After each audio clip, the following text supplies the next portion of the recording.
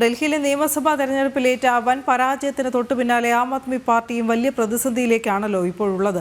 പഞ്ചാബ് ആം ആദ്മി ആവട്ടെ പൊട്ടിത്തെറിയുടെ വക്കിലുമാണ്. 30 MLA-മാർ രാജ്യഭീഷണി മുഴക്കി രംഗത്തെത്തുന്ന ഒരു സ്ഥിതിവിശേഷമുണ്ട്.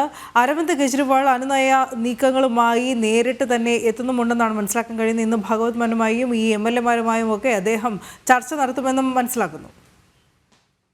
ഇന്നിപ്പോൾ ഡൽഹിയിലാണ് ഈ ചർച്ച നടക്കുന്നത്. ആം ആദ്മി പാർട്ടിയുടെ MLA-മാരുമായും പഞ്ചാബ് മുഖ്യമന്ത്രി ഭഗവത് മാനുമായും അരവിന്ദ് കെജ്രിവാൾ ചർച്ച നടത്തുന്നു. ഡൽഹിയിലെ കനത്ത പരാജയത്തിന് തൊട്ട് പിന്നാലെ ആം ആദ്മി പാർട്ടിക്ക് ഇനിയും ഭരണം ശേഷിക്കുന്ന ഏക സംസ്ഥാനമായ പഞ്ചാബിലും കല്ലുകടി രൂക്ഷമായിരിക്കുകയാണ്. പഞ്ചാബിൽ 30ഓളം ആം ആദ്മി പാർട്ടിയുടെ MLA-മാർ കോൺഗ്രസുമായി ബന്ധം സ്ഥാപിക്കുന്നു എന്നതാണ് നമുക്ക് ലഭ്യമാകുന്ന വിവരം. ഈ ഒരു പശ്ചാത്തലത്തിലാണ് അരവിന്ദ് കെജ്രിവാൾ സമവായത്തിനായി ഇന്നിപ്പോൾ MLA-മാരുമായും മുഖ്യമന്ത്രിയുമായും ചർച്ച നടത്തുന്നത്. അതോടൊപ്പം തന്നെ സർക്കാർ രൂപീകരണ ചർച്ചകൾ എപ്രകാരം പുരോഗമിക്കുന്നു ഡൽഹിയിൽ? പ്രധാനമന്ത്രി വിദേശ പര്യടനത്തിന് ശേഷം മടങ്ങി എത്തിക്കഴിഞ്ഞ് സത്യപ്രതിജ്ഞ നടത്താനാണ് BJP ദേശീയ നേതൃത്വത്തിന്റെ തീരുമാനം. നിലവിൽ മുഖ്യമന്ത്രി സംബന്ധിച്ചുള്ള ചർച്ചകൾ പുരോഗമിക്കുകയാണ്.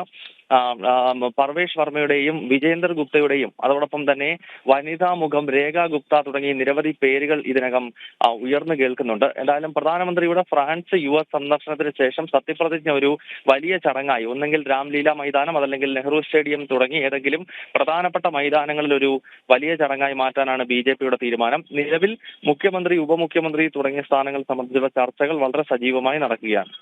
ശരി ഗൗതം.